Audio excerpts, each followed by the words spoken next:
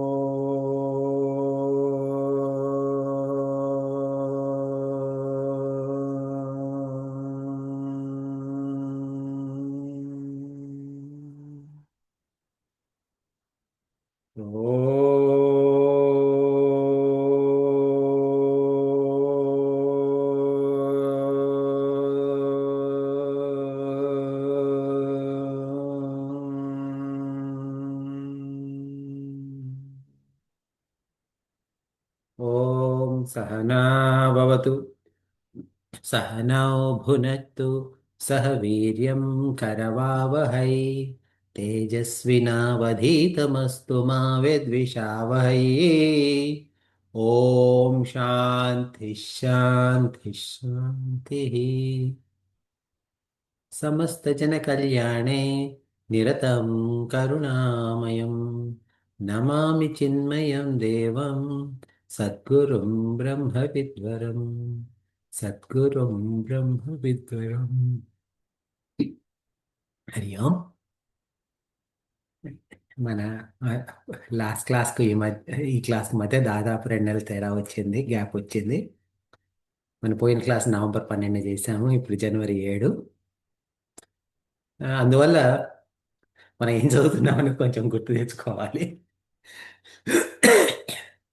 మనం చదివే పుస్తకం పేరు భజగోవిందం. భజగోవిందం ఎవరు రాశారంటే శంకరాచార్యులు వారు రాశారు. ఈ భజగోవిందాన్ని మోహముద్గర అని అంటారని కూడా చెప్పాము.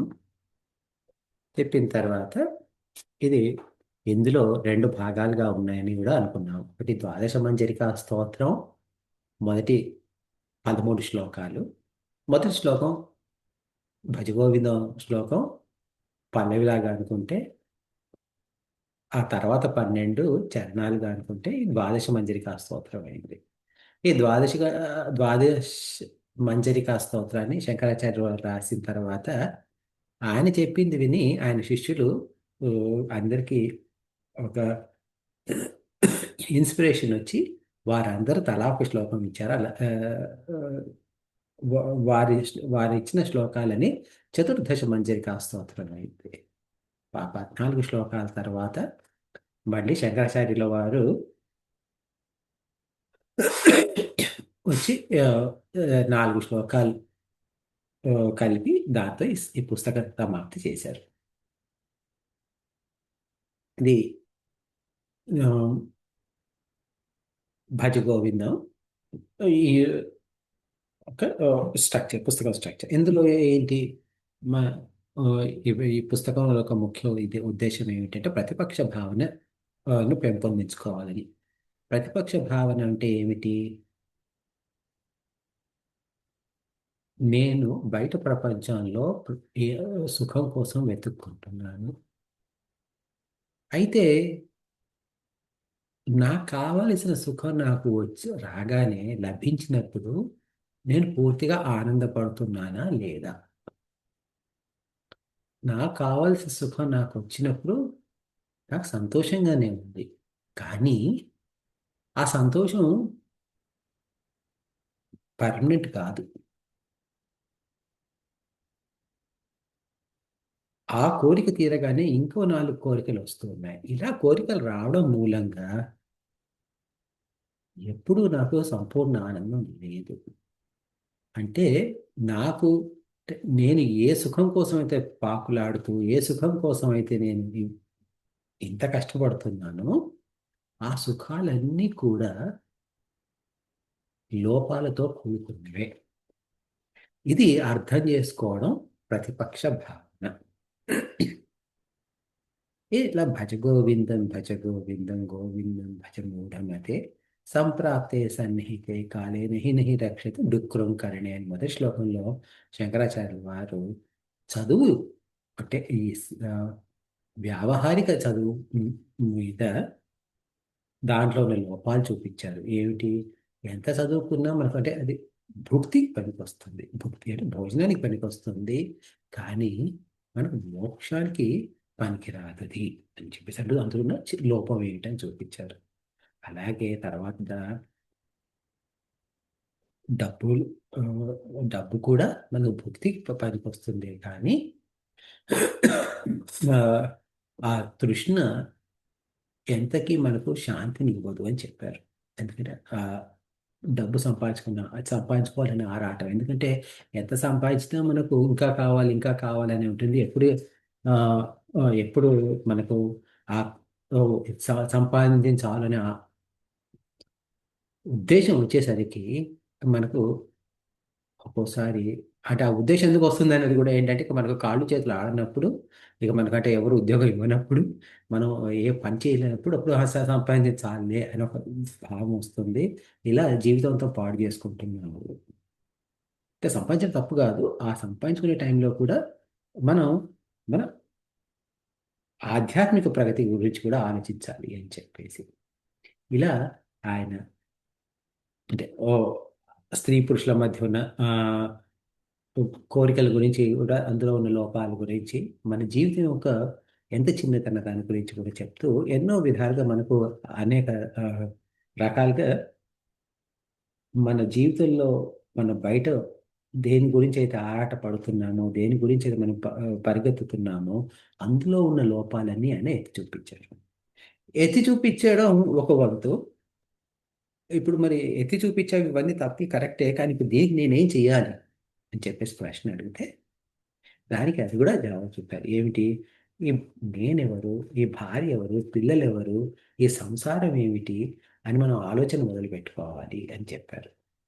మొదలు పెట్టుకున్న తర్వాత అలా ఆలోచన మొదలు పెట్టుకున్న తర్వాత మనంతటికి మనం ఆలోచించుకొని ఆ, ఏదో లేక ఇంతే అని చెప్పేసి పడుకొని నిద్రపోయి మళ్ళీ తెల్లారి ఉదయాన్నే ఆ, మన పాత పద్ధతిలో మొదలైతే కుదరదు. దానికి ఏం చేయాలి అంటే అలా ఆలోచించడం మొదలుపెట్టిన తర్వాత ఈ ఆలోచనలకు సరైన జవాబు ఎవరిస్తారు అంటే సత్సంగత్వం ద్వారా దొరుకుతుంది. ఆ సత్సంగత్వం అనేది అయితే సజ్జనులు ఆ, మన మహానుభావులు ఎవరైతే ఈ తత్వజ్ఞానం తెలిసిన వాళ్ళు ఎవరైతే ఉన్నారో వారి ద్వారా అయినా తెలుసుకోవచ్చు. లేకపోతే ఆ తత్వజ్ఞానం గురించి ఆ, ఆ, పాఠం చెప్పే మన శాస్త్రాల గురించి ద్వారా అయినా తెలుసుకోవచ్చు. ఏ ఏ దేని ద్వారా అయితే మన మనసు సత్వ స్థాయిలో ఉంటుందో, సత్వ ఆ, చింతనలో ఉంటుందో అది సత్సంగత్వం అవుతుంది. ఆ సత్సంగత్వం ఏం చేస్తుంది? నిస్సంగత్వానికి దారితీస్తుంది. నిస్సంగత్వం అంటే అటాచ్మెంట్ లేకుండా పోవడం. అన్నిటి ఉమ్, దేని మీద అటాచ్మెంట్ తగ్గిపోవడం వల్ల నిర్మోహత్వం అంటే మోహం లేకపోవడం, తద్వారా జీవన్ముక్తి లభిస్తుందని చెప్పారు. చెప్పిన తర్వాత ఆ, మళ్ళీ చివరిలో ఆయన ఏం చెప్పారంటే త్రిజగత సజ్జన సంగతి రేఖ భవతి భావార్ణవ తరణేనవ అని చెప్పారంటే ఈ మూడు జగత్తులకు నుండి కూడుకున్న ఒక భవ ఆర్ణవం. ఆర్ణవం అంటే సముద్రం. ఈ సముద్రం లాంటి మనం సముద్రం మధ్యలో ఉన్నాం. ఈ సముద్రం మధ్యలో ఉన్నప్పుడు మనకు ఒక నౌక కావాలి ఒడ్డుకు చేరుకోవడానికి. ఆ తీరం చేరుకునే ఒడ్డుకు చేరుకోవడానికి మనకు ఒక నౌక కావాలన్నాం కదా. ఆ నౌక ఎవరు అంటే కేవలం సజ్జన సాంగత్యం ద్వారానే మనకు ఆ నౌక దొరుకుతుంది అని. అంటే ఆ సజ్జన సాంగత్యంలో ఏమవుతుంది అంటే మనం మన నిజతత్వాన్ని తెలుసుకుంటాము. మన నిజతత్వం, మన బ్రహ్మతత్వం మనం తెలుసుకోవడం వల్ల మనం మోక్షానికి పాత్రమై ఈ సంసారంలో నుండి బయటపడతాము అని చెప్పి ఆయన ముగించారు. ఇదంతా మనం చూసాం. చూసిన తర్వాత ఏమైంది? ఆ, పద్మపాదుల వారు, తోటకాచార్యుల వారు, హస్తామాచార్యులు వారంతా వారి వారి శ్లోకాలు దీనికి అందుబాటులో పెట్టారు. ఈ ఆ, అనుకున్నాం కదా మనం, ఏంటి ఇది చతుర్దశ మంజరికా స్తోత్రం అని మొదలైంది మనకు. అయినప్పుడు పోయిన సెషన్లో మనం ఏం చూసాము అంటే, తోటకాచార్యుల వారు అంగంగలితం ఫలితం ముండం దశన విహీనం జాతం తుండం వృద్ధో యాతి గృహీత్వా దండం తదపిన ముంచది ఆశాపిండం అని ఆయన చెప్పారు. ఏంటి అంటే, ఒక గృహస్థుడికి ఇవి అంగ అంగాలన్నీ ఎక్కడికక్కడికి అంటే పేద భాగాలన్నీ పనిచేయడం లేదు. పళ్ళు రాలిపోయినాయి, చ- కర్ర పట్టుకొని నడుస్తున్నాడు, అయినా కానీ ఆశలు తీరటం లేదు అని చెప్పారు. అంటే ఎందుకు అంటే, ఆశల్ని ఆయన, అంటే ఆ వ్యక్తి నియంత్రించలేదు. అంటే వయసులో ఉన్నప్పటి నుండి మనం ఆశల్ని నియంత్రిస్తూ వస్తూ ఉంటే, ఆశలు కానివ్వండి, ఆశలు అంటే కోరికలను, లేకపోతే మన ఇష్టాయిష్టాలని సరైన డిసిప్లిన్లో ఉంచుకొని కంట్రోల్డ్ లైఫ్ని కనుక మనం సాగించకపోతే, వయసు వచ్చిన తర్వాత వాటిని కంట్రోల్ అనుకోవడం కాని పని. అంటే మనకు వీలైనంత తొందరగా మనం మన మనసును అదుపులో తెచ్చుకోవాలి అని చెప్పేసి ఆ శ్లోకం యొక్క అర్థం.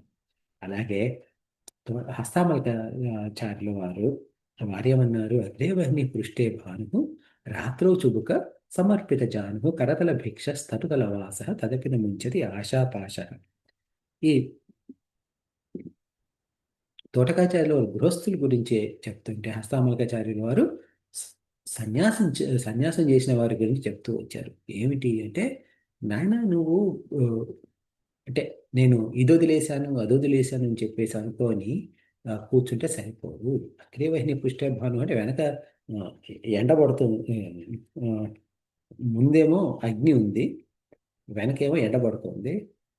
రాత్రిపూట ఎక్కడ ఇల్లు లేక ఏమవుతుంది అంటే, చుబుక సమర్పిత జాను అంటే ముఖాన్ని ఈ ఈ ఆ, దవడల్ని మోకాళ్ళ మీద పెట్టుకొని కూర్చుంటారు అనమాట. చేతిలో భిక్ష పాత్ర ఉంది, తల మీద ఏ ఆ, అంటే కప్పు లేదు. అంటే ఏంటి, తల మీద కేవలం ఆకాశమే కప్పు లాగా అనమాట. ఇలాంటి స్థితిలో వాళ్ళు అన్నీ వదిలేసామని అనుకుంటున్నారు. కరెక్టే. అంటే ఇప్పుడు ఆ, ఈ బాహ్య పరంగా చూస్తే అన్నీ వదిలేసుకున్నారు వారు. అవి అంత మాత్రాన బయట బయట విషయాలు వదిలేసుకున్నంత మాత్రాన వాళ్ళు పూర్తిగా సన్యసించినట్టు కాదు. ఎందుకంటే ఆశలు అనేవి అంతు లేకుండా వస్తూనే ఉంటాయి. ఆ సన్యాసం అనేది బయట నుండి కాదు, లోపల నుండి కూడా సన్యాసం అనేది రావాలి. ఆ మనసులో వచ్చే కోరికలను కూడా వాటిని సన్యసిస్తూ పోవాలి అని చెప్పేసి ఆయన ఆ, ఆ, ఈ జాగృత కోసం చేసిన హెచ్చరిక ఆ ఆ, ఆ శ్లోకం. ఇప్పుడు ఈ 17 శ్లోకం చదివే ముందు మనం ఏం చేద్దామంటే, మన సాధారణంగా 4 శ్లోకాలు చదువుతాం కదా, పాత 4 శ్లోకాలు 13 నుండి నేను చదువుతాను, ఒకళ్ళు మీరు రిపీట్ చేయండి. 13 శ్లోకం. కాతే కాంత ధనగత చింత అక్కడి నుండి ఒకళ్ళు మీరు అన్మ్యూట్ చేసుకొని నన్ను ఫాలో చేయండి. కాతే కాంత ధనగత చింత కాతే కాంత ఏకాంత ధన చేయండి ధగన మీరు ధ చేయండి. కాతే కాంత ధనగత చింత వాతులకిం తవ నాస్తి నియంత వాతుల కిం తవ నాస్తి నియంత విజగతి సజ్జన సంగతిరేక త్రిజగ త్రిజగతి సజ్జన సంగతిరేక భవతి భవార్ణవతరణే నౌకా భవతి భవార్ణవతరణే నౌకా జటిలో ముండీలుంచిత కేశ జటిలో ముండీలుంచిత కేశః కాషాయాంబర బహుకృత వేష కాషాయాంబర బహుకృతవేషః పశ్యన్నపి చ న పశ్యతి మూఢ పశ్యన్నపి చ న పశ్యతి మూఢః ఉదర నిమిత్తం బహుకృత వేష ఉదర నిమిత్తం బహుకృతవేషః. మనం 14 వదిలేసామేమిటి? ద్వాదశ మంజరి కాఫీ, అది 14th. ఇప్పుడు ద్వాదశమంజలి సీత గారు కాభిరసేష. ఇప్పుడు మనం చదివేది 14 రండి. ఇప్పుడు జస్ట్ 14 మీరు ఫినిష్ చేశారు అంతే. Okay okay okay. అంగం గలితం ఫలితం ముండం. జటిలో ముండే లుంచిత కేశః. అది చదివాం కదా ఇప్పుడు. తర్వాత ఓకే ఓకే ఓకే. అంగం గలితం ఫలితం దశ ముండం దశన విహీనం జాతం తుండం. దశన విహీనం జాతం తుండం. వృద్ధో యాతి గృహీత్వా దండం. వృద్ధో యాతే గృహీత్వా దండం. తదపి న ముంచతి ఆశాపిండం. తదపి న ముంచత్యాశా పిండం. అగ్రే వహ్నిః పృష్ఠే భానుః. అగ్రే వహ్నిః పృష్ఠే భానుః. రాత్రౌ చుబుక సమర్పిత జానుః. రాత్రౌ చుబుకా సమర్చిత జానుః. కరతల భిక్షస్తరుతల వాసః. కరతల భిక్షస్తరుతల వాసః. తదపి న ముంచత్యాశాపాశః. తదపి న ముంచత్యాశాపాసః. ఇదంతా మనం చదివాం కదా. ఇప్పుడు మనం కొత్త శ్లోకానికి వెళ్దాం. ఈ కొత్త శ్లోకం కూడా ఇప్పుడే చదివేసి స్టార్ట్ చేద్దాం. ఓకే. కురుతే గంగా సాగర గమనం. వృతే గంగా సాగర గమనం. వ్రత పరిపాలనమథవా దానం. వ్రత పరిపాలన మధవాదానం. జ్ఞాన విహీన సర్వమతేన. జ్ఞాన విహీన సర్వమతేన. ముక్తిం న భజతి జన్మశతేన. ముక్తిం భజనతి జన్మసతేన. భజ గోవిందం భజ గోవిందం. భజ గోవిందం భజ గోవిందం గోవిందం భజ మూఢమతే. గోవిందం భజ మూఢమతే. ఇప్పుడు కురుతే గంగాసాగర గమనం వ్రత పరిపాలనం అథవా దానం జ్ఞాన విహీన సర్వమతేన భజతి ముక్తిం జన్మశతేన. అంటే ముందు ప్రతిపదార్థం చూద్దాం.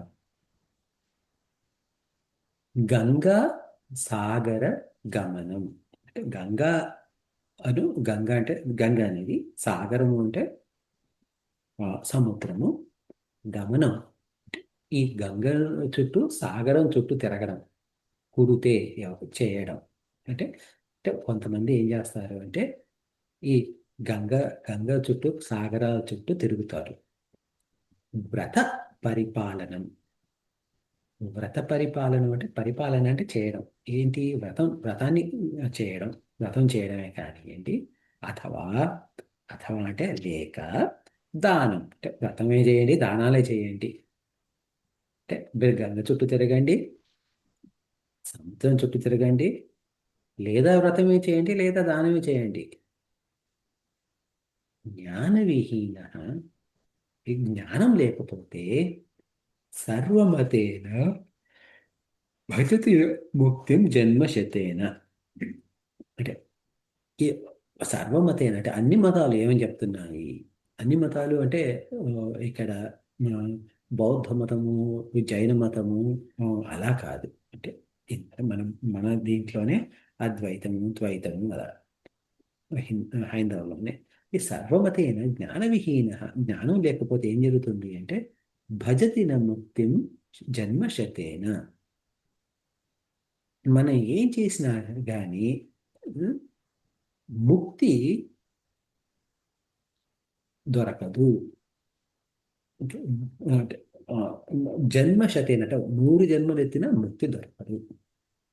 అంటే ఏమిటి అంటే మనం ఏం చేసినా సరే జ్ఞానం కావాల్సిందే. జ్ఞానం లేకపోతే ముక్తి దొరకదు. ఇది సింపుల్ అర్థం. ఇప్పుడు ఇది కొంచెం వివరంగా చూద్దాం. ఈ గంగాసాగర గమనం అంటే ఏమిటి? వ్రత పరిపాలన అంటే ఏమిటి? దానం అంటే ఏమిటి అని.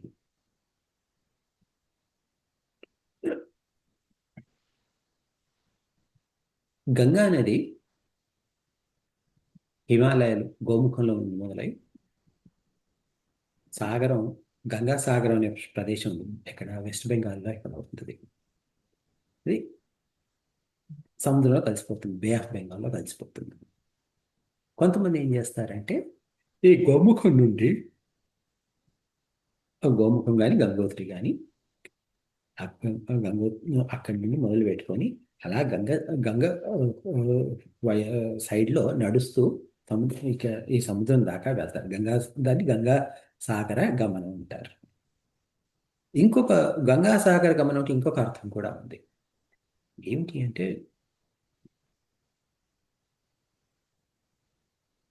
ఒకరు గంగకి వెళ్ళి గంగ దగ్గరికి వెళ్ళడం అంటే గంగోత్రే కానివ్వండి, లేకపోతే కాశీకే కానివ్వండి, వెళ్ళి ముఖ్యంగా కాశీకి, ఎందుకంటే గంగ కాశీలో నుండి కూడా ప్రవహిస్తుంది. కాశీలో వెళ్ళి అక్కడ నీళ్లు తీసుకొని, గంగ నీళ్లు తీసుకొని, గంగలోని నీళ్లు తీసుకొని, ఆ నీళ్ళని తీసుకొని రామేశ్వరం వెళ్తారు. గంగ కాశీ ఉత్తర ఉత్తర భారతంలో ఉంది, రామేశ్వరం దక్షిణ భారతంలో చివర్లో, తమిళనాడు రాష్ట్రంలో కూడా చివర్లో, అంటే లంకకు ముందు అక్కడ ఉంది. ఈ నీళ్లు తీసుకెళ్ళి అక్కడ గంగలో కలుపుతారు, అక్కడ సముద్రంలో కలుపుతారు. ఇది కూడా ఇంకొక గంగా సాగరం. ఇది అంటే ఇప్పుడు మీరు ఇలాంటివి చేయాలనుకోండి, గంగకి వెళ్ళి కాశీకి వెళ్ళి గంగలో నీళ్లు తీసుకొని రామేశ్వరంలో వెళ్ళి కలపాలంటే మీకు ఇది 2 రోజుల్లో జరిగిపోతుంది. ఏది కాశీలో ఎయిర్పోర్ట్ ఉంది, మీరు హైదరాబాద్ నుండే కానివ్వండి ఎక్కడైనా కానీ టక్కన 2 గంటల్లో మీరు కాశీలో ఎయిర్పోర్ట్లో దిగుతారు, నీళ్ళు తీసుకోండి. మళ్ళీ అక్కడ నుండి చెన్నైకి ఒక ఫ్లైట్, ఎందుకంటే రామేశ్వరంకి ఉండకపోవచ్చు డైరెక్ట్ ఫ్లైట్, చెన్నై నుండి రామేశ్వరంకి ఇంకో ఫ్లైట్ తీసుకుంటే మీకు 2 రోజుల్లో మొత్తం టకటక అయిపోతుంది. కానీ 6 రోజుల్లో ఒక ఒక కాశీకి వెళ్ళి అక్కడి నుండి మళ్ళీ ఇటు వచ్చి రావాలి అంటే అదొక చాలా పెద్ద పని. అరే ఈ పాత రోజుల్లో ఎడ్ల బండి తప్ప ఏం ఉండేది కాదు. ఆ ఎడ్ల బండి మీద లేకపోతే నడుచుకుంటూనో పోయి రకరకాల మనం ప్రతి రాష్ట్రం మారుతూ ఉంటుంటే భాష మారుతూ ఉంది, పద్ధతులు మారుతూ ఉన్నాయి, మనుషులు మారుతూ ఉన్నారు, వాళ్ళందరితో మీరు మాట్లాడుతూ ఉన్నారు. అలా మీరున్న చోటు నుండి అది ఏ రాష్ట్రంలో ఉన్నా ఎక్కడున్నా కానీ మీరున్న చోటు నుండి అటు కాశీకి వెళ్ళి కాశీలో నీళ్లు తీసుకొని మళ్ళీ ఆ నీళ్ల కుండను మళ్ళీ ఇప్పుడు మీరు ఎన్ని బకెట్లు నీళ్లు తీసుకున్నా కానీ వాటిని జాగ్రత్తగా కాపాడుకొని వాటిని తీసుకొని రావాలి కాశీ నుండి రామేశ్వరం వరకు ఆ నీళ్ళని. ఇలా మళ్ళీ ఎన్నో రాష్ట్రాలు దాటుకుంటూ వచ్చి ఆ రామేశ్వరంలో నీళ్లు కలుపుతారు. ఇందులో ఏం జరుగుతుంది అంటే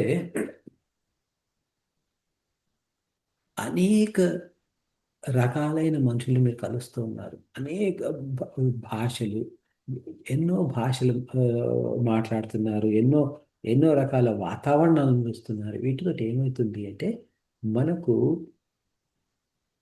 మన ఒక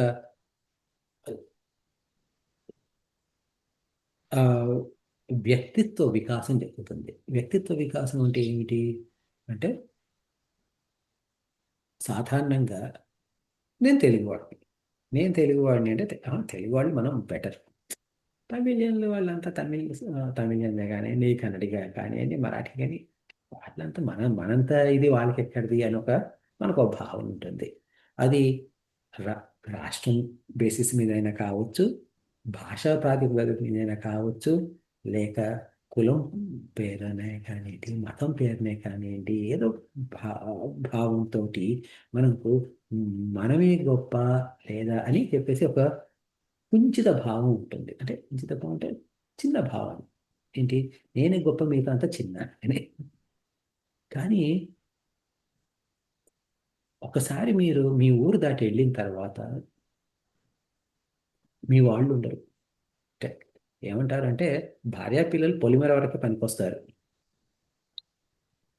కానీ ఊరు దాటితే మనం వెనుక వచ్చేది డబ్బు వస్తుంది కొంత, కానీ రాష్ట్రం అన్ని దాటుకొని పోతే డబ్బు కన్నా ముఖ్యంగా చదువు అయిపోతుంది. చదువు అంటే ఏమిటి అంటే వేరే భాషలో మాట్లాడేస్తే శక్తే కానివ్వండి, లేకపోతే మీకు అంటే వేరే వాళ్ళతో ఎలా ప్రవర్తించాలనే జ్ఞానమే కానివ్వండి, అవి పనికొస్తాయి.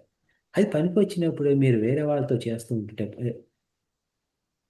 వ్యవహారం నడుపుతుంటుంటే రకరకాల వాళ్ళతో వ్యవహారం నడుపుతుంటే మీకు ఏమో అర్థం అవుతుందంటే ప్రపంచంలో అంత అంటే వసుధైక కుటుంబం అన్న భావన మీకు నెమ్మదిగా వస్తూ ఉంటుంది.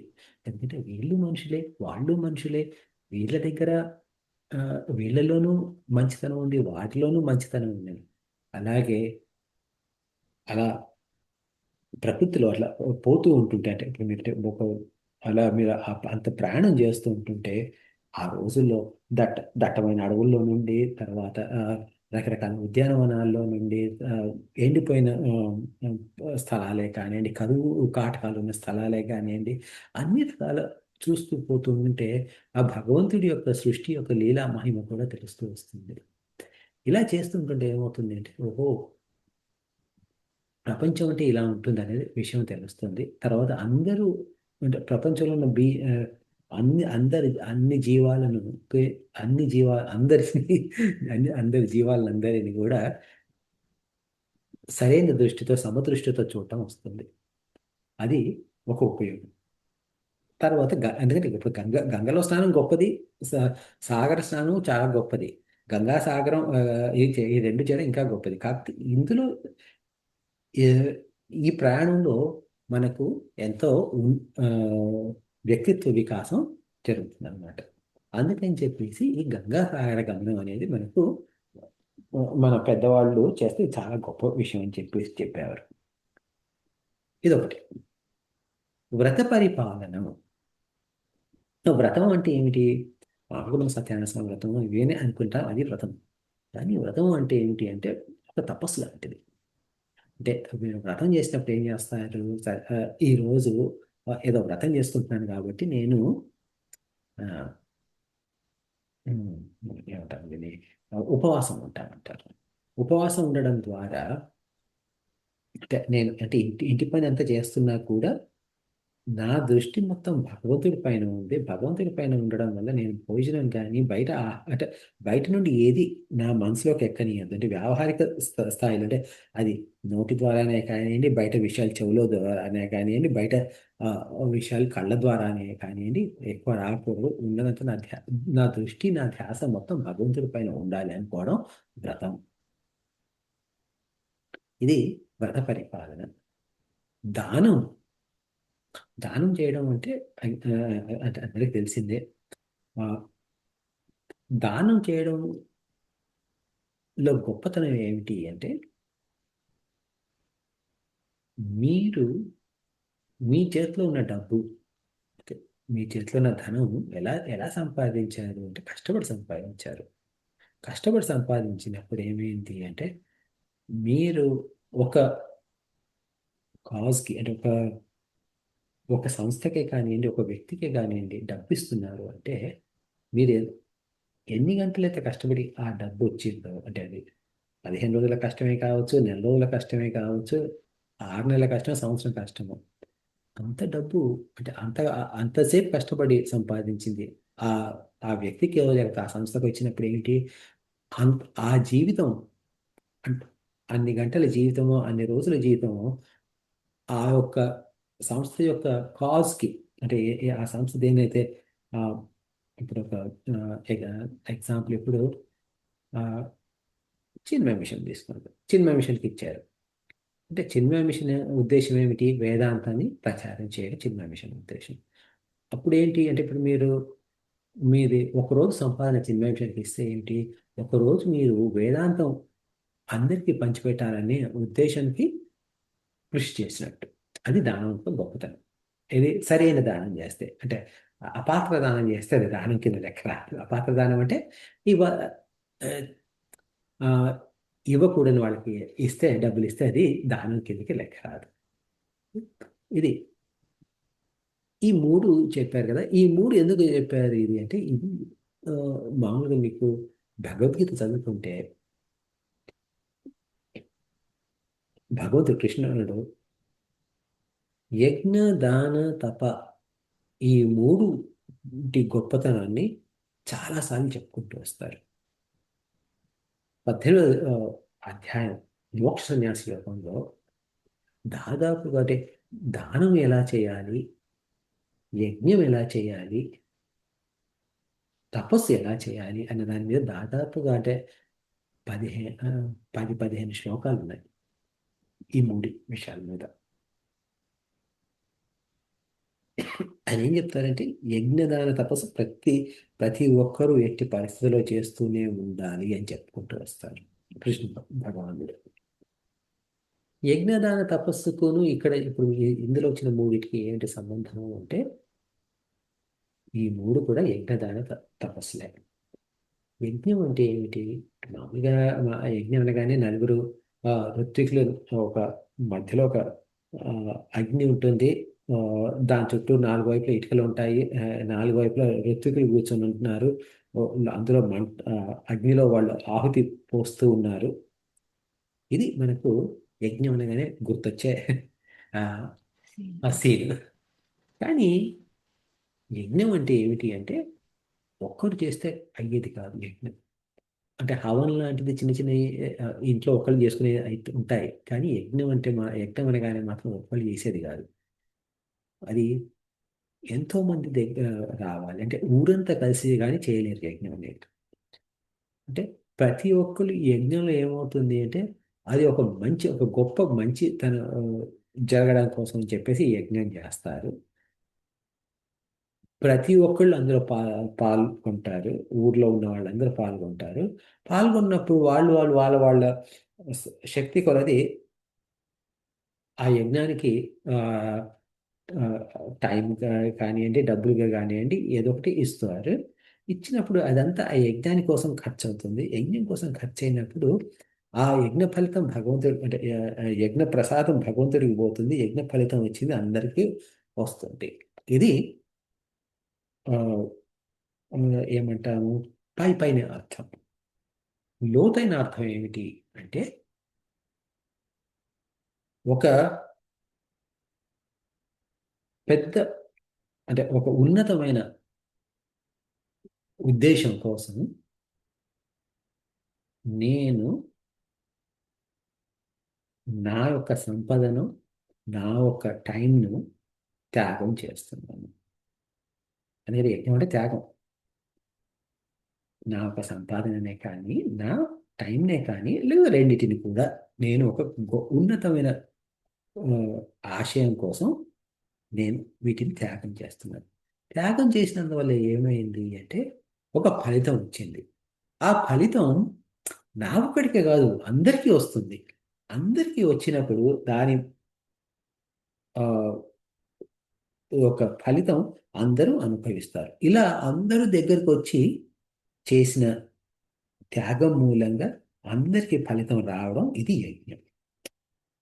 ఇప్పుడు ఈ యజ్ఞం అనేది మన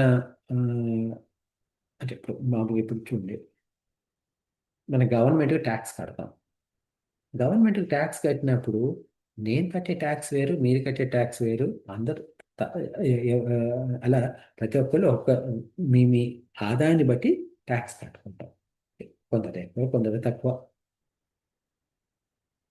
నా అంతటికి నేను రోడ్లు వేయలేను. నా అంతటికి నేను అంటే చెరువులో ఉన్న నీళ్లు మా ఇంట్లోకి తీసుకురాలేను పైపులు పెట్టి. కానీ మన అందరం పెట్టుకున్న డబ్బుల మూలంగా రోడ్లు వచ్చినాయి, ఇంటికి తాగడానికి మంచినీళ్ళు వచ్చినాయి. ఇట్లా ఎన్నో ఉపాధులు వచ్చాయి. ఈ వచ్చిన ఉపాధులు అందరికీ అంటే నేను ఎక్కువ డబ్బులు కట్టాను కాబట్టి, నేను ఎక్కువ ట్యాక్స్ కట్టాను కాబట్టి నాకు ఎక్కువ రావాలి, ఎక్కువ రోడ్డు రావాలనో, లేకపోతే నేను తక్కువ కట్టాను కాబట్టి నాకు తక్కువ రోడ్డు రావాలి, లేకపోతే తక్కువ నీళ్ళు రావాలనో లేదు. వచ్చిన ఫలితం అందరికీ వస్తుందన్నమాట. ఇది యజ్ఞం. ఈ అంటే ఈ యజ్ఞం ఈ గంగాసాగర గమనంలో ఒక యజ్ఞం. ఎందుకు యజ్ఞం అది అంటే మీరు గంగ దాకా వెళ్ళారు, గంగ నుండి సాగరం దగ్గరికి వెళ్ళారు. ఇదంతా ఎందుకు వెళ్ళారు? ఒక ఉన్నత ఆశయం కోసం వెళ్ళారు. ఏంటి ఆ ఉన్నత ఆశయం అంటే ఇలా ఇలా వెళ్ళి రావడం వల్ల మీకు మీ వ్యక్తిత్వ వికాసం జరిగింది. తర్వాత మీరెవరెవరినైతే కలుసుకుంటూ వెళ్ళారో ఈ ప్రయాణంలో, వాళ్ళందరికీ కూడా మీ గురించి అంటే మీతో మాట్లాడడం వల్ల అట్లా వాళ్ళలోనూ కొంత వికాసం జరిగిందనమాట. ఇలా జరగడం మూలంగా ఏమైందంటే మీకొక్కరికే కాదు, సమాజంలో అందరికీ కూడా ఒక మంచి రకమైన మార్పు వచ్చింది. అంతో ఎంతో చిన్న చిన్న మార్పులు, కొంత కొంత అందరికీ మంచి మార్పు వచ్చింది. ఇది యజ్ఞం. ఇది కురుతే గంగాసాగర కవనం యజ్ఞం. వ్రత పరిపాలన అనేది తపస్సు. యజ్ఞదాన తపస్సు అనేది తపస్సు. తపస్సు ఎందుకు? తపస్సు అంటే మామూలుగా తపస్సు అనగానే మనకి ఏం గుర్తొస్తుంది? ఒక ఋషి కళ్ళు మూసుకొని ధ్యానం చేస్తూ ఉంటాడు. చేస్తూ చేస్తూ ఉండగా అంటే అన్నం తినరు, లేకపోతే అన్నం తినరు, నీళ్లు తాగరు. బ్రహ్మదేవుడు ప్రత్యక్షమై నరుడా ఏమి నీ కోరిక అని అడుగుతారు. అన్న తర్వాత ఆ ఋషి తనకు కావాల్సిన కోరికలు చెప్తారు. బ్రహ్మదేవుడు ఓకే అంటారు. ఒక్కోసారి రాక్షసులు చేస్తే వాళ్ళకు వచ్చిన దీని మూలంగా బ్రహ్మదేవుడు ఇబ్బందులు ఎదుర్కొంటాడు. తర్వాత విష్ణుమూర్తి వచ్చి రక్షించడం ఇవన్నీ జరుగుతాయి. ఇది మనకు తపస్సు అంటే అర్థం. తపస్సు లేదా వ్రతం అంటే ఏమిటి అంటే ఒక ఉన్నతం అయిన ఆ, దాన్ని సాధించడానికి అని చెప్పేసి తక్కువ దాన్ని మనం వదులుకోవడం. ఓకే. ఇప్పుడు రేపు ఉదయం మీకు అంటే ఒక ఒక స్కూల్లో పిల్లవాడు 5వ తరగతి పిల్లవాడు అనుకోండి, రోజు వచ్చి సాయంత్రం 7 నుండి 8 వరకు టీవీ చూస్తాడు. 8 నుండి 9 వరకు గేమ్స్ కూడా ఆడుకోవచ్చు, వీడియో గేమ్స్. తర్వాత 9కి పడుకుంటాడు. రేపు పరీక్ష ఉంది. రేపు పరీక్ష ఉంటే ఇప్పుడు మరి అదే 7 నుండి 8 వరకు నేను టీవీ చూసి 8 నుండి 9 వరకు వీడియో గేమ్స్ ఆడుకొని పడుకుంటా అంటే నడుస్తుందా? లేదు. ఆ రోజు ఏమవుతుంది? టీవీ బంద్, వీడియో గేమ్స్ బంద్, చదువు. ఎందుకు? ఈ చదువు గొప్పతనం కోసం ఈ చిన్న చిన్న వాటిని త్యాగం చేయడం, ఇది వ్రతం. ఇది తపస్సు. ఈ తపస్సు కూడా ఎప్పుడు చేస్తూ ఉండాలని భగవంతుడు చెప్తున్నాడు. ఈ తపస్సు ఏమిటి అంటే మన మన జీవితంలో ఆధ్యాత్మిక ఉన్నతి సాధించడానికి అని చెప్పేసి ఈ వ్యావహారిక వస్తువులను, వ్యావహారిక విషయాలను వదులుకోవడం తపస్సు. యజ్ఞమైంది, తపస్సు అయింది. దానం కూడా అంతే. ఎవరికి దానం చేయాలి అంటే అపాత్ర దానం చేయకూడదు. అపాత్ర దానం అంటే తప్పుడు దానం చేయకూడదు. అంటే ఇప్పుడు సడన్గా మీరు అంటే కార్లో వెళ్తూ ఉంటుంటే ట్రాఫిక్ లైట్స్ దగ్గర ఆగినప్పుడు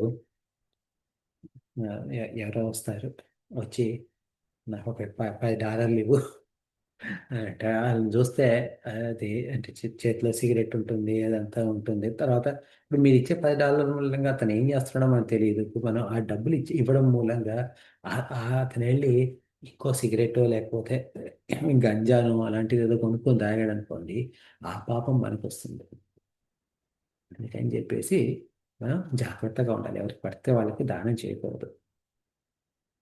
ఇది ఈ యజ్ఞ దాన తపస్సు ఈ 3 ప్రతి గృహస్థుడు చేయవలసిన విషయాలు.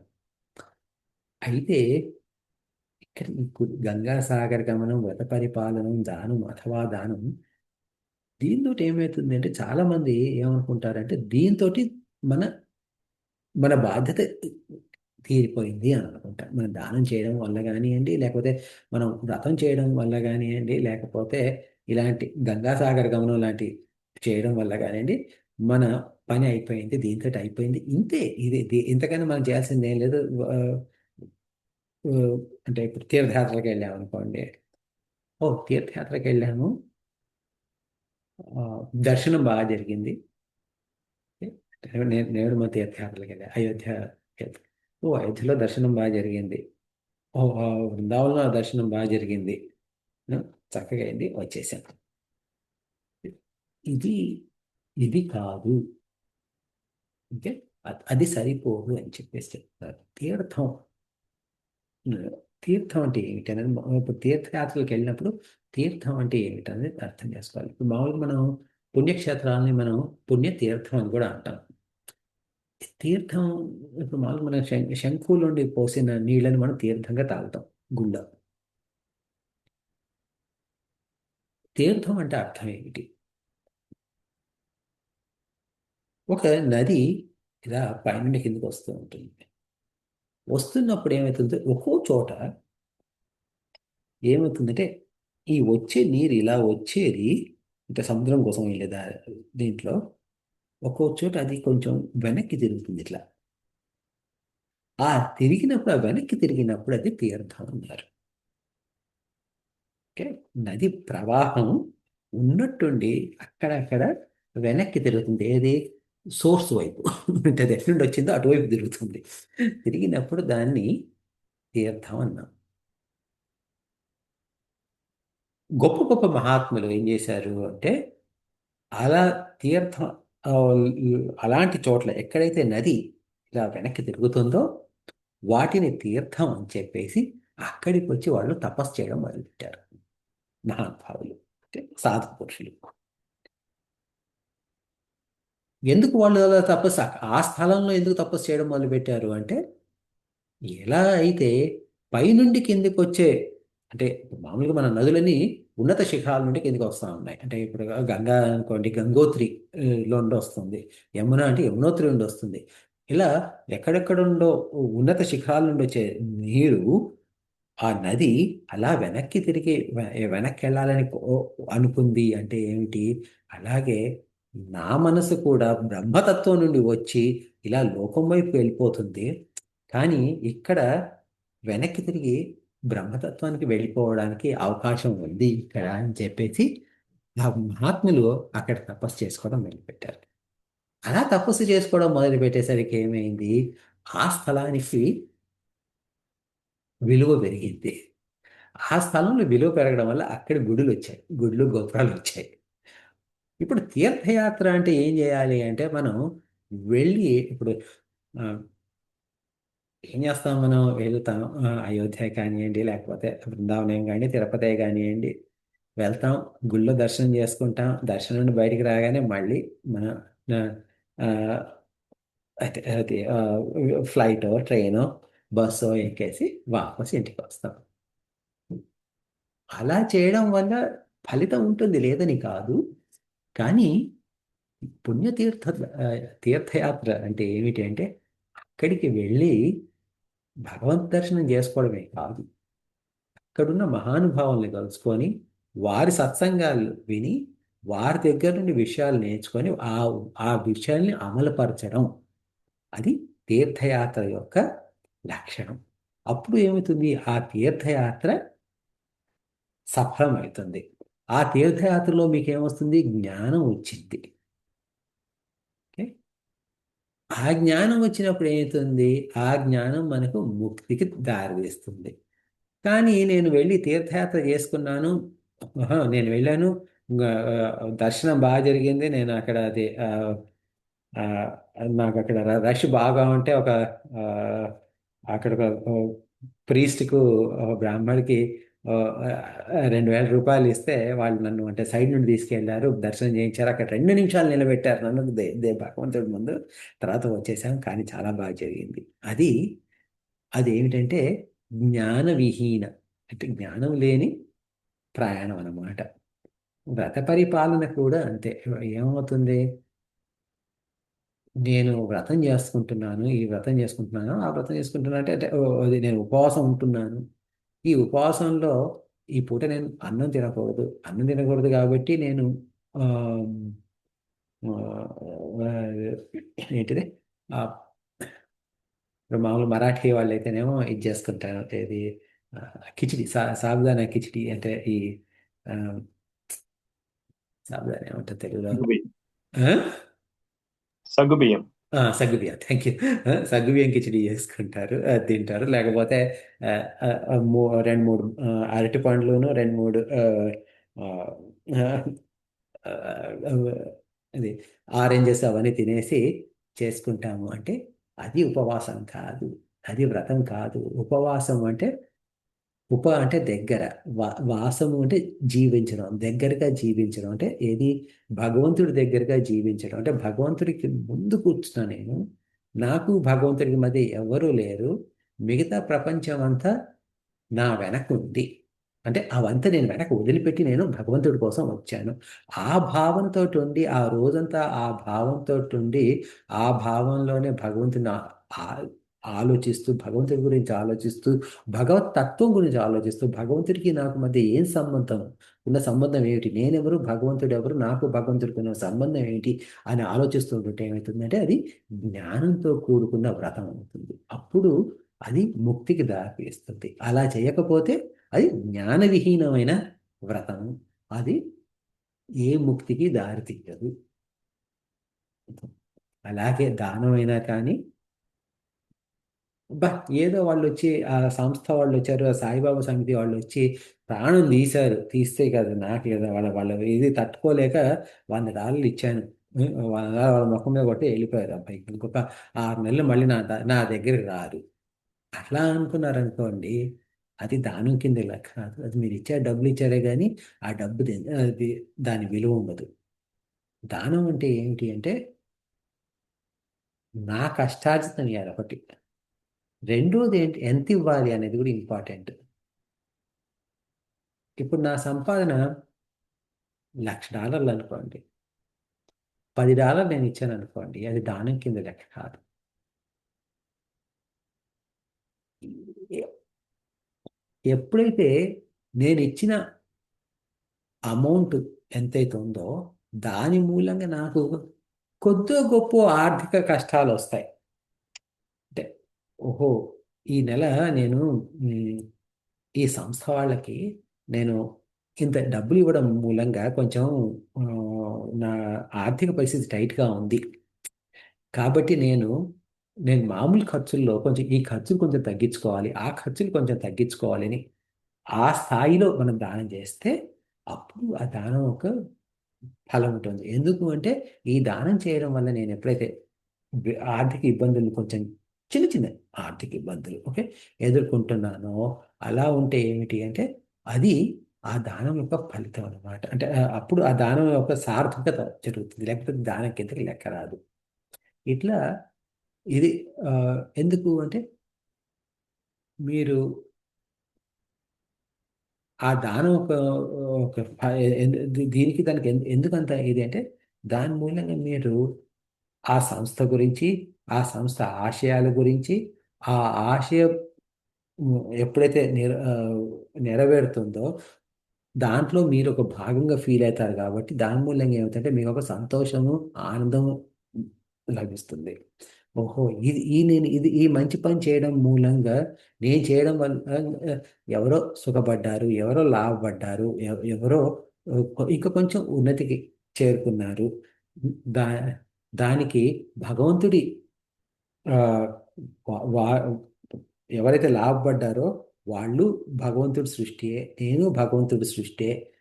నా ద్వారా భగవంతుడి అవసరాలను తీర్చుకున్నారు. నేను ఇక్కడ కేవలం మధ్యవర్తి కూడా కాదు, ఒక సాధనం అన్న ఆ ఉద్దేశం ఉన్నప్పుడు ఏమవుతుంది అంటే మనం ఏకత్వం చూడగలుగుతాం. ఏకత్వం ఎవరి మధ్య? భగవంతుడికి, డబ్బులు ఇచ్చిన వాళ్ళకి, డబ్బులు తీసుకున్న వాళ్ళకి, అందరి మధ్య ఏకత్వం చూడగలుగుతాం. అట్లా ఏకత్వం చూసినప్పుడు అప్పుడు ఆ దానం ఏం చేస్తుంది, అది జ్ఞానంతో కూడుకున్న దానం అవుతుంది. ఆ జ్ఞానంతో కూడుకున్న దానం ఏకత్వానికి చూడడం కుదిరింది కాబట్టి అప్పుడు మీకు ముక్తి లభిస్తుంది. లేకపోతే పేరు లభిస్తుంది, పేరు వస్తుంది. ఏంటి, మీకు వాళ్ళు ఏదైనా సర్టిఫికేట్ పంపించచ్చు, లేకపోతే ఆ, పూజ చేసిన ప్రసాదం పంపించచ్చు, ఆ, ఒక థ్యాంక్ యూ లెటర్ పంపించచ్చు, ఇంత డబ్బులు డొనేట్ చేశారు చాలా థ్యాంక్స్ అని. లేదా ఆ, మీరు డబ్బులు ఎక్కువ ఇచ్చుంటే అక్కడ ఒక ప్లాక్ కూడా పెట్టి ఉండదు. అంటే ఇప్పుడు అక్కడ దాన ఆ, ఈ ఈ గుడి కట్టిన ఆ, కట్టడానికి హెల్ప్ చేసిన దాతలు అన్న ఆ దాతల లిస్ట్లో మీ పేరు ఉండొచ్చు, అవన్నీ వస్తాయి. కానీ ముక్తి మాత్రం రాదు. దీనికోసం అది ఆ, ఈ ఈ శ్లోకం యొక్క అర్థం. ఈ ఈ శ్లోకాన్ని ఎవరు రాశారు? సుబోధ అనే శిష్యుడు రాశారనమాట. కురుతే గంగా సాగర గమనం వ్రత పరిపాలనం అథవా దానం జ్ఞాన విహీన సర్వమతేన భజితన ముక్తిం జన్మ శతేన. ఏమైనా క్వశ్చన్స్ ఉన్నాయా దీని మీద?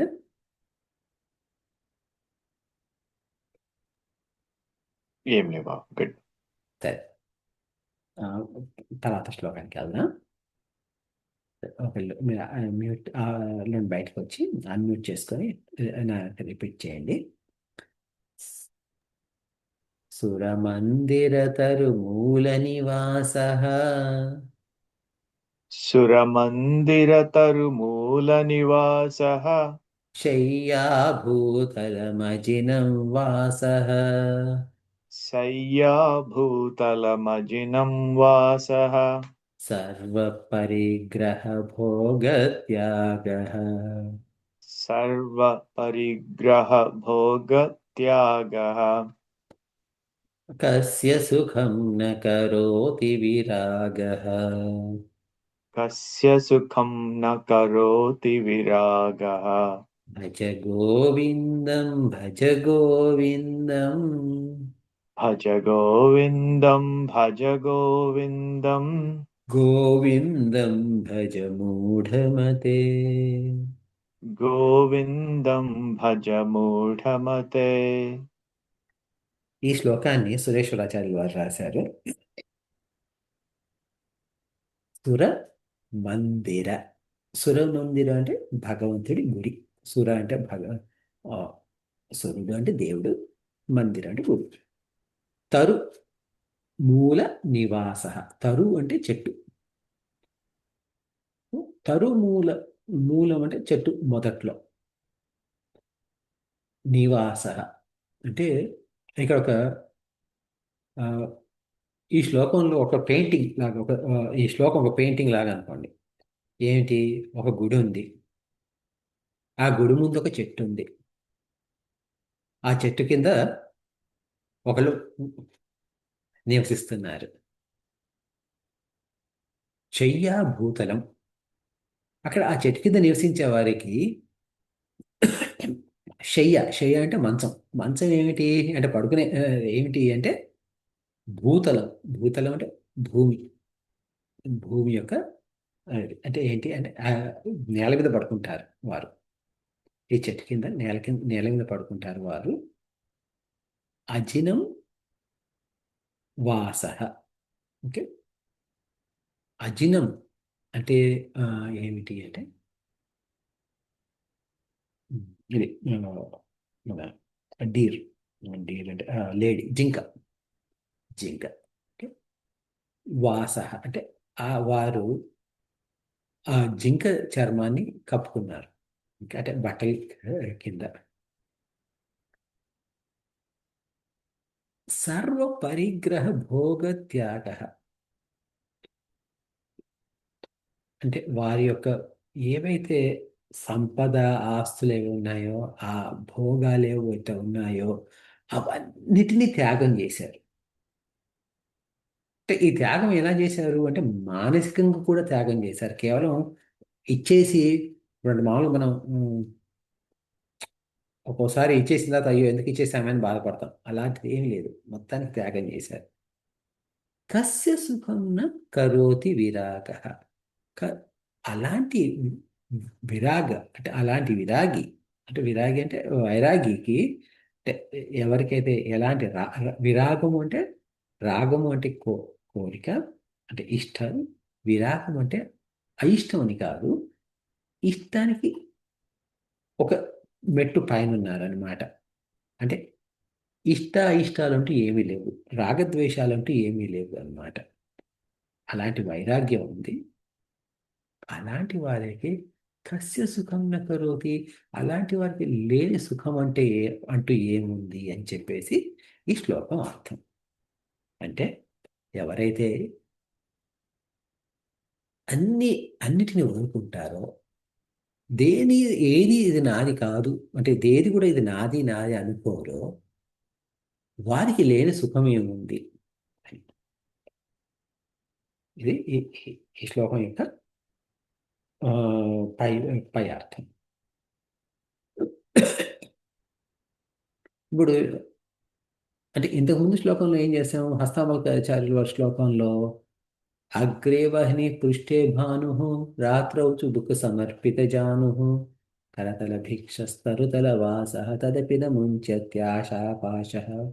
ఆ శ్లోకంలో ఏమైంది? బయటి నుండి చూస్తే ఆ శ్లోకంలో ఉన్న మనిషి ఈ శ్లోకంలో ఉన్న మనిషి ఒకలాగే ఉన్నారు. ఎందుకు? ఆ శ్లోకంలో ఏంటి? వెనకేమో ఆ, ముందేమో అంటే రాత్రి అయితేనేమో ముందు అంటే అగ్ని ముందు కూర్చుని ఉన్నారు. పగలు ఏమి ఎక్కడ ఏమి లేదు కాబట్టి వీపంతా ఎండబడుతూ ఉంది. అలా అంటే కూర్చోడానికి ఏమి స్థలం లేదు, అటు మొహం అటు పడుకోవడానికి కూడా ఏమి స్థలం లేదు కాబట్టి ఈ దవడ తీసి మోకాల మీద పెట్టుకుని అలా కూర్చుని ఉన్నారు ఆయన. చేతిలో భిక్ష పాత్ర ఉంది. అయినా అతనికి ఆశలు తగ్గలేదు అని అందులో అన్నారు. ఇందులో ఏమన్నారు? ఉన్నట్టుండి గుడి ముందు చెట్టు ఉంది. ఆ చెట్టు కింద ఈయన కూర్చొని ఉన్నారు. పడుకోవడానికి ఏమీ లేదు, పైన ఏమీ లేదు. ఏదో జింక చర్మం కప్పుకున్నారు. అంటే జింక చర్మాన్ని ఈ మధ్య కాలం జింక చర్మానికి చాలా ఖరీదు. అంటే ఆ రోజుల్లో ఏదో అంటే చనిపోయిన ఆ, మృగం చర్మాన్ని కప్పుకున్నారు అని అర్థం అంతే. ఉం? అంటే ఏది కప్పుకోవడానికి లేదని చెప్పేసి ఆ రోజుల్లో. ఇప్పుడు మనకు జింక లెదర్ అంటే చాలా ఎక్స్పెన్సివ్, అట్లా అని కాదు. ఓకే, సో ఏదో కప్పుకున్నారు, అన్ని త్యాగం చేశారు. ఆయనకి లేని సుఖం ఏముంది అని చెప్పి సిద్ధులు అన్నారు. దానికి దీనికి తేడా ఏమిటి అంటే మనసు తేడా. అంటే అందులో వాళ్ళు చేసిన త్యాగం అంతా శారీరక త్యాగం చేశారు. శారీరక త్యాగం చేయడం మూలంగా ఏమైంది? శరీరం స్థాయిలో త్యాగం చేయడం వల్ల ఏమైంది అంటే మనసు మళ్ళీ మళ్ళీ అదే విషయాలు కావాలి కావాలి అని కోరుకునే అవకాశం ఉంది. ఇప్పుడు ఏమవుతుందంటే ఇప్పుడు లైక్ ఫర్ ఎగ్జాంపుల్ ఇప్పుడు మీరు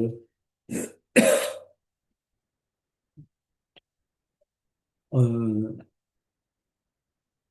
విపాసన అనే ప్రోగ్రామ్ ఉంది. ఇది బౌద్ధ మతంలో. ఇది ఈ విపాసనకి వెళ్ళినప్పుడు ఏమవుతుంది అంటే ఇది 10 days ప్రోగ్రామ్ ఉంటుంది. ఈ 10 days ప్రోగ్రాంలో మీరు అంటే అట్లీస్ట్ మ్యాథ్స్ రీసెర్చ్లో ఉన్న ప్రోగ్రాంలో ఎట్లా అంటే మీరు వెళ్ళినప్పుడు అక్కడికి వెళ్ళినప్పుడు మీ ఫోన్తో సహా ఎలక్ట్రానిక్ ఎక్విప్మెంట్స్ ఏది అలౌడ్ కాదు. అన్నీ ఒక లాకర్లో పెట్టేస్తారు. మీ రూమ్లోకి వెళ్తే రూమ్కు తాళం ఉండదు. అంటే ఎలాంటి విలువైన వస్తువులు ఉండకూడదు, ఎలాంటి ఎలక్ట్రానిక్స్ ఉండకూడదు, ఎవరితో మాట్లాడడానికి లేదు. అంటే 10 రోజులు మౌనంగానే ఉండాలి. ఇది 10 రోజుల ప్రోగ్రామ్. 10 రోజులు మౌనంగా ఉండాలి. చాలా కొంచెం భోజనం ఉంటుంది. ఓకే, తర్వాత ఎవరికి ఫోన్ కాల్స్ లేవు. 10 రోజులు అంటే బయట ప్రపంచానికి పూర్తిగా కట్. చాలా కొంచెం భోజనం ఉంటుంది. ఆ తర్వాత మెడిటేషన్ మెడిటేషన్ మెడిటేషన్, పొద్దున్నే సాయంత్రం మెడిటేషన్. దాదాపు రోజుకి 7-8 గంటలు మెడిటేషన్ చేయాలి. అలాంటి స్థితిలో ఏమవుతుంది అంటే అందరిని నేను వదులుకొని వచ్చాను. నేను అక్కడికి ఎవరు లేరు. ఓకే, బయటికి వెళ్ళాలన్నా కానీ కార్ కీస్ కూడా అందులో లాకర్లో లాక్ చేస్తున్నాయి. ఆ లాకర్ కీ కూడా నా దగ్గర లేదు. ఓకే, ఇలాంటి స్థితిలో అక్కడ ఉండి మెడిటేషన్ చేయాలి అంటే ఎస్, మెడిటేషన్ చేస్తాను, నేను ధ్యానం చేస్తాను. కానీ ధ్యానం కోసం కూర్చున్నప్పుడు ఏమవుతుంది అంటే నా మనసు పరిపక్వత చెందకపోతే ఏమవుతుందంటే ధ్యానం ముందు కూర్చోగానే నా భార్య పిల్లలు, నా తల్లిదండ్రులు, నా ఉద్యోగం, నా చదువు, ఇవన్నీ వస్తుంటాయి. ఇవి వదిలిపెట్టడం. ఇది స్టార్టింగ్ స్టేజ్. హస్తామలకాచార్యుల వారు 16 శ్లోకంలో చెప్పింది ఆ స్థాయి. కానీ ఎప్పుడైతే నా మనసు నేను కంట్రోల్ చేసుకోగలుగుతానో, ఎప్పుడైతే విరాగ విరాగ అంటే రాగమే కాదు ద్వేషం కూడా, విరాగ విద్వేష అనుకోండి. అంటే రాగద్వేషాలకు అతీతమయ్యాను, ఏమవుతుంది? రాగద్వేషాలకు అతీతం అయితే ఏమవుతుంది అయ్యా అంటే మనకు ఇష్టం అనేది ఏది లేదు, అయిష్టం అనేది ఏమీ లేదు అన్నప్పుడు ఏమవుతుంది? ఏదొచ్చినా కానీ మనకు నిర్లిప్తత అనేది ఉంటుంది, నిర్లిప్త భావం ఉంటుంది. పర్వాలేదు, ఓకే, వస్తే రాని, పోతే పోని, ఏమైంది, ఏమొచ్చేది ఉంది, పోయేది లేదు, వచ్చేది లేదు, పోయేది లేదు. ఎందుకు అంటే వీటిని పట్టించుకోము మనం. దాన్ని ఎందుకంటే నా మనసు అంతా సచ్చిదానంద పరబ్రహ్మ స్వరూపం మీద ఉంది. అలా ఉన్నప్పుడు ఏమవుతుందంటే ఇవి వస్తే వస్తాయి, వచ్చేది వస్తుందంటే పోయేది పోతూనే ఉంటుంది, రాక తప్పదు, పోక తప్పదు అన్న ఆలోచన ఉంటుంది. అప్పుడు ఏమైంది అంటే మనం, నేను ఏదో వదిలిపెట్టాల్సిన అవసరం లేదు, ఇవన్నీ వదిలిపెట్టుకొని అది వదిలిపెట్టి ఇది వదిలిపెట్టి ఆ, ఒక ఆ, గుహలోకి వెళ్ళి కూర్చోవాల్సిన అవసరం లేదు. ఎక్కడున్నా కానీ ఆ మనసు అలా పెట్టుకొని ఉండగలిగితే అది చెట్టు కింద కూర్చొనియండి, లేకపోతే ఆ ఇంకెక్కడైనా కూర్చొనియండి, పర్వాలేదు. మనసు భగవంతుడి మీద ఉంటే ఎలాంటి ఆ, ఎక్కడ కూడా ఎవరి ద్వారా కూడా మనకి ఎలాంటి ఆ, ఒడుకు దొడుకులు అంటూ రావు. అంటే ఒకళ్ళు మనం మోసం చేశారనో, ఒకళ్ళు మనం మోసం చేస్తారనో, లేకపోతే ఆ, నాది ఉన్నది పోతుందనే భయమో, లేకపోతే మనం ఇబ్బందులు పడతామన్న భయమో, లేకపోతే ఇలాంటి భయాలంటూ ఏమీ ఉండవు. మనసు అంతా ఫ్రీగా ఉంటుంది అనమాట. ఇది ఈ శ్లోకం యొక్క అర్థం. దీని గురించి కొంచెం మనం వచ్చే వారం కూడా మాట్లాడుకుందాం. ఆ, ఇప్పుడు టైం దాటిపోయింది కాబట్టి ఇప్పుడు ఆపేద్దాం ఇంకా ఇంతటితోటి. ఆ, మనం క్లోజ్ చేసే ముందు ఏదైనా కామెంట్స్ కానీ ఉన్నాయా? ఏం లేదు. Good. యాక్చువల్గా లాస్ట్ టైం లలిత గారు రాముడు సీతను ఎందుకు వదిలేశారు ఓ, అది చెప్పాలి అని అడిగారు. ఆవిడ గారు రాలేదు. ఆవిడ వచ్చినప్పుడు మనం అది కవర్ చేద్దాం, ఆ టాపిక్ కవర్ చేద్దాం. ఓకే, సరే, ఇప్పుడు thank you very much. Oh